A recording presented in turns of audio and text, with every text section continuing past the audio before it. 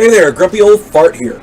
I'm doing a new series of videos on military blunders, and the primary reason I do it is, well, one is historical, and people need to, a little bit of history knowledge is good, because they're screwing up our history right now, and, better to know the truth. The schools tend to rewrite history these days because they're leftists. But these military blunders did happen. They're historical, and also I have another channel called The Grumpy Old Gamer, and if you're a war gamer like me, historical research helps because you know what not to do in a gaming setting. All right, here we go. Military blunders. Antietam, 1862. This was the single bloodiest day of the American Civil War. I'm not taking sides in this, one way or the other. I had family that fought for the North, but I'm not taking sides. Anybody who thinks I am is grossly mistaken. Slavery is bad, period. Now, context. General George B. McClellan led the Union Army of the Potomac, and General Robert E. Lee led the Confederate Army of Northern Virginia. On September 4th, 1862, Lee crossed the Potomac River to invade Maryland. This spurred a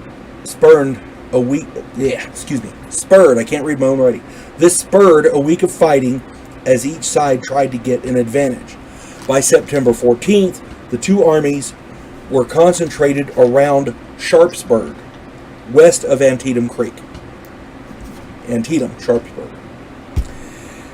The Union had 75,000 men, while the Confederates only had 40,000. Furthermore, the Union had acquired somehow, the battle plans had fallen into their hands, had acquired a copy of the Confederate battle plan. Somehow or other, the Confederate battle plan had fallen into McClellan's hands.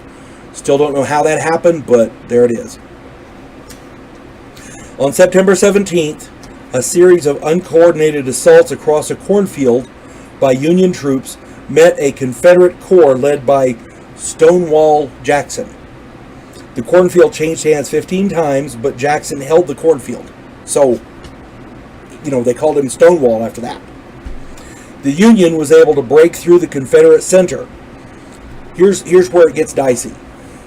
McClellan withheld the reserves, which allowed the Confederates to restore the line. Union troops crossed the narrow Rohrbach Bridge, even though the creek was very shallow. They could have forded the creek with all their men. They could have sent all their dudes across at once. Instead, they sent them two abreast across this little bridge. This bunched up the Union troops, so the Confederates killed many of them. Eventually, the Confederate right was pushed back to Sharpsburg.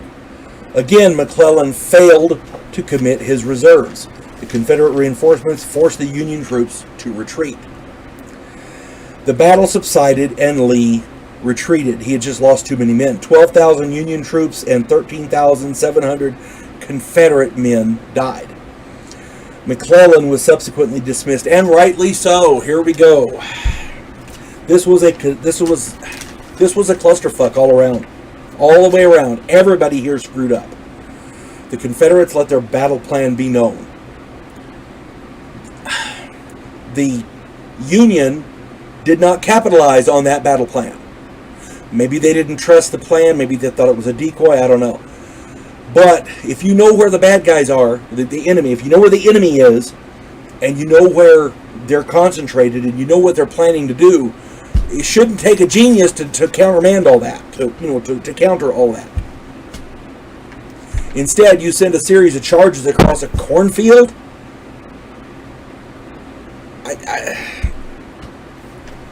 I don't know. Lee was, in my opinion, the better commander. His defenses were so good that he held the area, even though the enemy had his plans. McClellan had the enemy's plans and still screwed the pooch. He was overconfident when he should have been methodical, and he was overcautious when he should have reinforced the front with his reserves. Twice.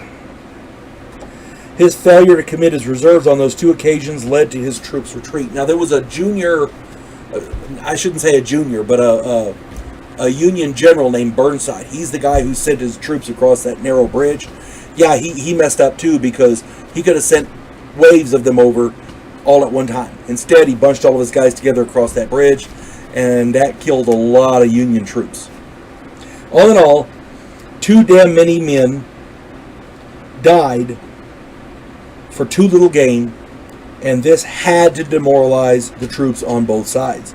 As a soldier, you have to have faith that your commander will not waste your life. It's one thing to say, this attack has to go through because we need to achieve X objective over there. We're using you as a decoy. It sucks, but that happens in war.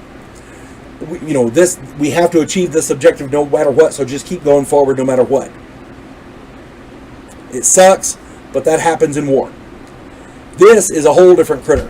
This is we're going to see how many men we can put up in the front to get killed, and even though we know better. And they did know better.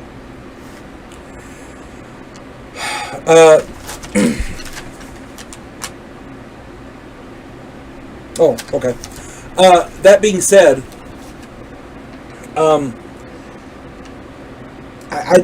McClellan was instrumental in this clusterfuck. There's no other word for it.